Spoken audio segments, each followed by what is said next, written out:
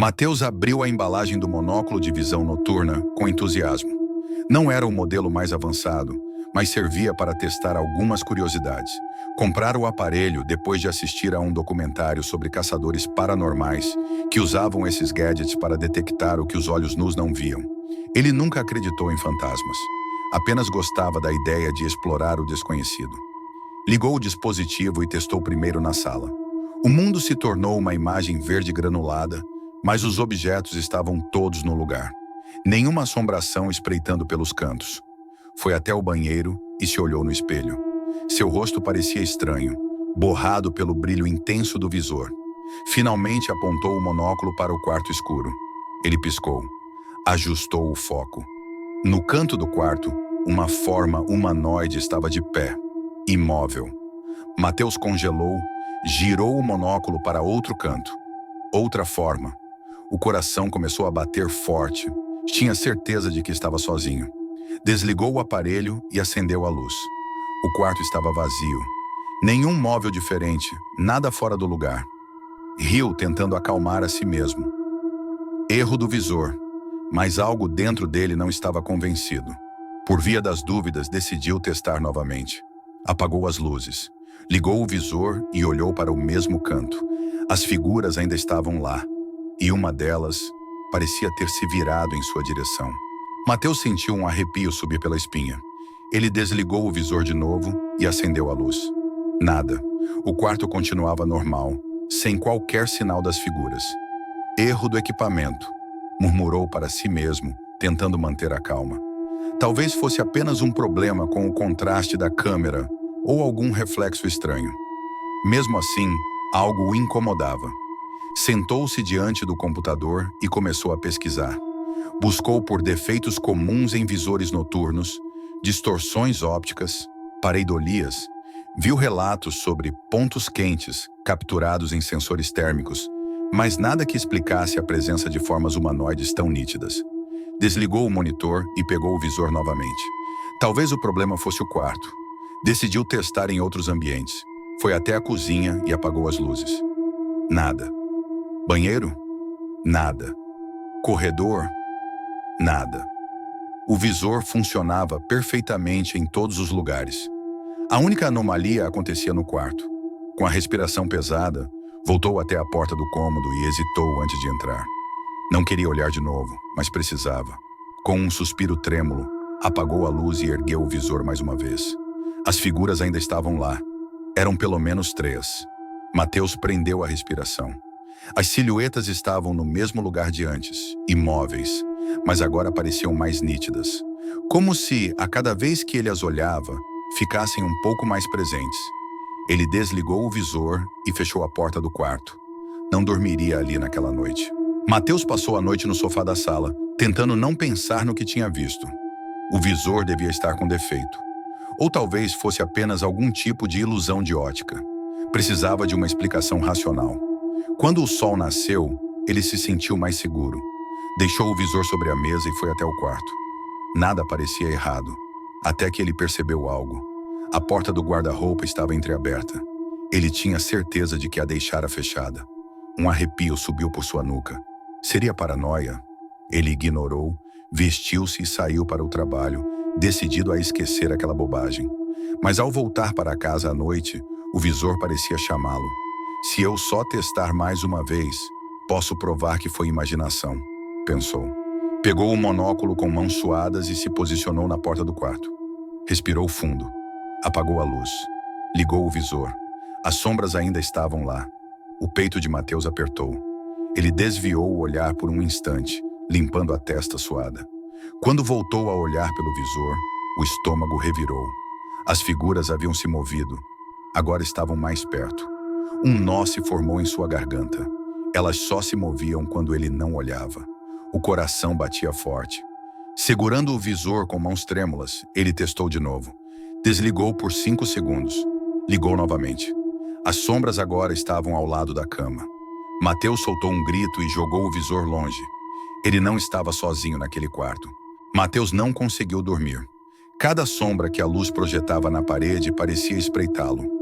A visão noturna estava jogada no canto da sala, mas ele não ousava tocá-la. Ele precisava de outra opinião. Se alguém mais visse o que ele viu, então não era loucura. No dia seguinte, chamou Davi para ir até seu apartamento. Você quer que eu olhe pelo quê? Davi segurou o monóculo e riu. Cara, isso é só interferência ou sei lá. Sei que você curte essas coisas, mas já pensou que talvez esteja cansado? Só experimenta, Mateus insistiu. Davi revirou os olhos, mas apagou a luz e ergueu o visor. O silêncio se arrastou. Mateus observou a postura do amigo endurecer. A risada sumiu. Davi respirou rápido e baixo, como se o ar tivesse ficado pesado. Então ele jogou o visor no chão e deu um passo para trás. O que foi? Mateus perguntou, o coração disparado. Davi passou a mão no rosto, pálido. Isso não pode ser real. O que você viu? Ele abriu a boca para responder, mas parou. Olhou para a porta do quarto, depois para Mateus. Joga essa merda fora, cara. E saiu sem dizer mais nada. Mateus ficou parado, sentindo um peso no peito. Davi viu. Isso significava que era real. E então um pensamento aterrorizante cruzou sua mente. Se as sombras estavam mais perto ontem, o quão perto estariam agora? Mateus passou o resto da noite lutando contra o sono. Se fechasse os olhos, imaginava as sombras ao seu lado, esperando que ele dormisse para se moverem mais uma vez. Mas precisava de provas. Precisava saber o que acontecia quando ele não estava olhando. Às 3 da manhã, pegou a câmera e prendeu o visor noturno ao tripé, apontando para sua cama. Configurou a gravação para durar até o amanhecer. Antes de deitar, acendeu todas as luzes do quarto. Ele não lembrava exatamente quando pegou no sono, mas os sonhos foram confusos, cheios de sussurros e uma presença opressora. Quando acordou, o céu já estava claro. Seu coração deu um salto quando viu a câmera ainda ligada. A gravação estava completa. Com as mãos suadas, conectou o cartão de memória ao notebook e pressionou o play. Por um tempo, nada aconteceu. Apenas ele dormindo, imóvel. Mas então, as sombras começaram a se mexer. Mateus segurou a respiração. Elas saíram das paredes, aproximando-se da cama. Uma delas parou bem ao lado de seu travesseiro. A silhueta ficou ali por vários minutos, inclinada sobre seu rosto adormecido, como se o estudasse. Então, pela primeira vez, pareceu notar a câmera. No último segundo do vídeo, a figura virou a cabeça diretamente para a lente. A tela ficou preta. Mateus afastou-se do notebook, sentindo seu corpo inteiro arrepiar. Elas sabiam que estavam sendo observadas. Ele não saiu de casa naquele dia. Mal conseguia olhar para o quarto sem sentir um aperto no peito. Passou horas reassistindo a gravação, pausando cada frame, tentando encontrar alguma explicação racional. Mas não havia truque de luz. Não havia erro técnico. As sombras estavam lá. E pior, elas sabiam que ele podia vê-las. Ao cair da noite, um som suave o fez estremecer. Alguém batia à porta. Mateus se levantou devagar, os músculos tensos. Olhou pelo olho mágico. Era tia Neuza, sua vizinha do apartamento ao lado. Boa noite, menino, disse ela quando ele abriu a porta. Seu olhar era curioso, mas também carregava algo que parecia preocupação. Boa noite. Aconteceu alguma coisa? A senhora sorriu, mas não parecia à vontade. Só queria saber se está tudo bem. Tenho escutado vozes no seu apartamento à noite, como se você estivesse conversando com alguém. Mateus gelou. Eu moro sozinho. Tia Neuza inclinou a cabeça. Ah, sim, mas sabe, outros inquilinos que moraram aqui antes de você também diziam isso. No começo, estavam sempre sozinhos. Depois, começaram a dizer que sentiam uma presença, que viam coisas. E então, ela hesitou. Wana, então um dia foram embora, deixando tudo para trás. Mateus sentiu um calafrio na espinha. O que quer dizer com isso? A idosa lhe lançou um olhar sombrio. Só tome cuidado, menino. Não deixe que eles vejam demais você. E sem mais explicações, virou-se e foi para seu próprio apartamento. Mateus sentiu o coração bater na garganta. O que diabos ela queria dizer com aquilo? Ela não conseguiu tirar as palavras de tia Neuza da cabeça. Não deixe que eles vejam demais você. O que aquilo significava? As sombras estavam vendo ele, ou era ele que as via demais? Sentado no sofá, encarou o visor noturno sobre a mesa. Ele não queria usá-lo de novo, Mas a dúvida estava corroendo sua mente. E então teve uma ideia. Se as sombras estavam no quarto, será que poderiam ser vistas pelo reflexo? Pegou o visor e entrou no banheiro. Apoiou as mãos na pia e olhou para o espelho. Seu próprio rosto o encarava, pálido, cansado, exausto.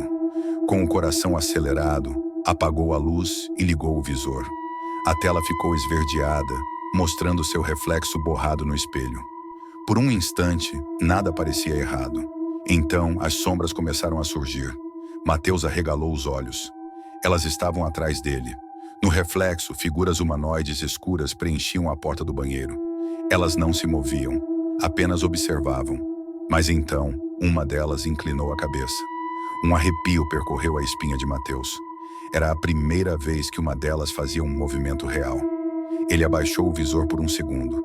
No escuro total não via nada. Respirou fundo e ergueu o visor outra vez. Uma das sombras agora estava bem atrás dele. Mas algo estava errado. Os contornos daquela sombra pareciam diferentes. Seu formato era mais definido. Os traços começavam a surgir, como se estivesse tentando copiar alguém. Seu sangue gelou. Era ele. A sombra estava se tornando ele. O coração disparou. Mateus soltou um grito rouco e deu um passo para trás, derrubando o visor no chão. O som seco do impacto preencheu o banheiro. No reflexo trincado do espelho, ele viu as sombras começarem a se agitar.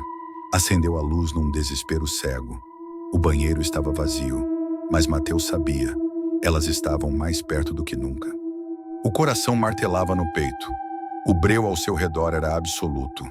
Ele tentava encontrar a porta, mas a escuridão parecia maior do que antes.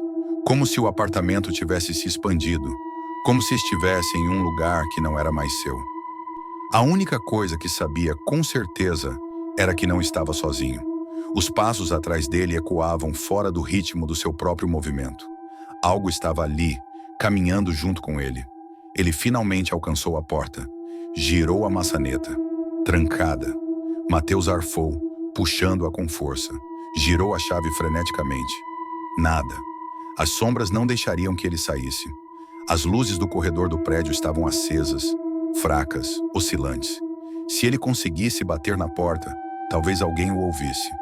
Esmurrou a porta com toda a sua força, mas foi em vão. O som dos golpes morreram no ar, abafados, como se o apartamento inteiro tivesse sido engolido por algo maior. Seus olhos varreram o ambiente. O celular, apagado. Então um ruído reverberou pelo apartamento. Algo respirou atrás dele. A única fonte de luz no apartamento vinha do visor noturno quebrado. Como um instinto, seus pés o levaram até o banheiro. Mas ele tropeçou, caindo de joelhos. A tela rachada ainda emitia um brilho fantasma, pulsando no chão, esperando por ele. Uma última vez, pensou, engolindo o medo. Ligou o aparelho. A imagem pulsou em verde e preto. As sombras não estavam mais nas paredes. Elas o cercavam. Um círculo apertado de formas contorcidas, seus rostos agora visíveis. Olhos vazios, bocas abertas em gritos silenciosos. Uma delas se inclinou até seu rosto, tão perto que Mateus podia ver fissuras na pele pálida, como rachaduras em porcelana velha. Então, os sussurros começaram. Vozes distorcidas ecoavam dentro de seu crânio. Não eram palavras, mas intenções. Ele entendia cada uma. Deixe-nos entrar. Nós o vimos primeiro. Sua luz nos cegou por tempo demais. Mateus levou as mãos aos ouvidos, mas os sussurros só aumentavam. E então, em um lampejo de clareza, ele entendeu. Elas não estavam entrando em seu mundo. Elas sempre estiveram lá. O visor apenas permitiu que ele as visse, e ser visto as fortalecia. Tateou a pia em busca da lâmina de barbear. Com um grito rouco, Mateus ergueu a lâmina. A sombra com seu rosto sorriu, como se soubesse o que ele faria. Se enxergar é o problema, pensou. Então não mais verei. A lâmina cortou sua pele com um ardor gelado. Primeiro a testa, depois as pálpebras. Sangue escorreu, quente e vivo, enquanto a escuridão verdadeira o engolia. Os sussurros cessaram. Quando a dor se tornou insuportável, ele já estava no chão, tremendo. Mas as sombras se foram. Pela primeira vez em semanas, o apartamento estava silencioso. 2 semanas depois, um novo inquilino se mudou para o apartamento. Seu nome era Henrique, um jovem artista, recém-chegado à cidade. O corretor havia dito que o último inquilino simplesmente saiu sem aviso, deixando o lugar vago. Na primeira noite, Henrique organizou suas coisas e ligou a luz do abajur. O apartamento parecia normal, exceto por um detalhe. Ao arrastar o armário no quarto, viu algo riscado na parede, atrás dele. Uma frase curta, tremida, quase apagada. Não olhe. Henrique franziu a testa. Esfregou o polegar contra as letras. A tinta parecia desgastada, como se alguém tivesse tentado apagá-las antes. Estranho. Deu de ombros e empurrou o armário de volta no lugar. Mais tarde, quando foi dormir, a energia caiu. O apartamento mergulhou em escuridão total. Resmungando, Henrique pegou o celular e ativou a lanterna. O feixe de luz iluminou o corredor. Por um breve instante, algo se moveu no fundo do quarto. Ele piscou e apontou a lanterna de volta. Nada. Deu um riso nervoso. Talvez fosse só cansaço. Mas no espelho, um reflexo ficou para trás. E ele tinha o rosto de Mateus.